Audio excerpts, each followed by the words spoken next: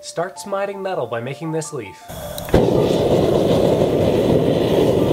Working as a teenager at a county fair, I was manning a booth. I had the opportunity to walk past the blacksmithing guy who was sitting there demonstrating his stuff, and I asked him if he could show me a thing or two, and he showed me this technique for making a leaf. It's awesome because it shows a lot of the individual techniques that will improve your forging technique, and so it's a great practice piece, and surprisingly easy. Of the many, many dangers in blacksmithing, one of the ones you really have to watch out for, in fact, I would consider this to be one of the biggest risks, is to your eyes. When you've got your metal in the fire, it produces a black scale on the outside, and as you hammer, that stuff goes flying. I've had a couple of near misses, and since I only have one good eye, this is kind of important. So safety first. For this particular project, I'm going to be using a cross peen hammer, and I'm going to be using both the face and as well as the cross peen. When you strike with this particular face of the hammer, it spreads in all directions. If you strike with this one, it presents in only two. So, the very first thing to do is to draw a point.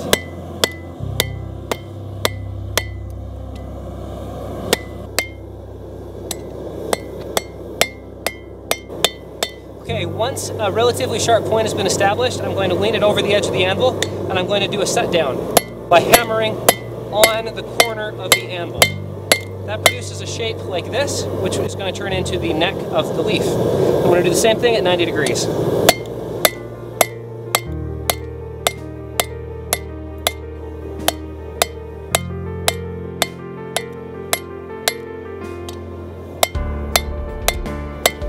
Once I have established a fairly thin neck here, I'm going to go in to flatten this, which will turn into the leaf itself.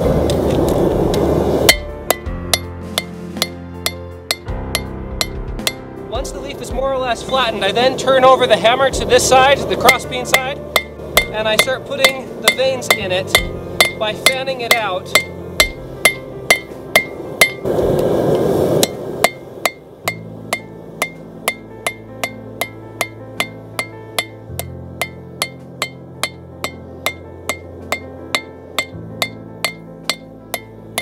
Once the lines have been put into the leaf, I'm just going to reinforce them real fast as well. I come over here to this step down on the anvil, and using that cross shape, I'm going to put in, actually I'm going to use this surface of the anvil right here, put in a curve, and then bend down the tip to give it a more pleasingly organic look. And there you have it. One forged leaf. A few thousand more of these and I might call myself a master someday.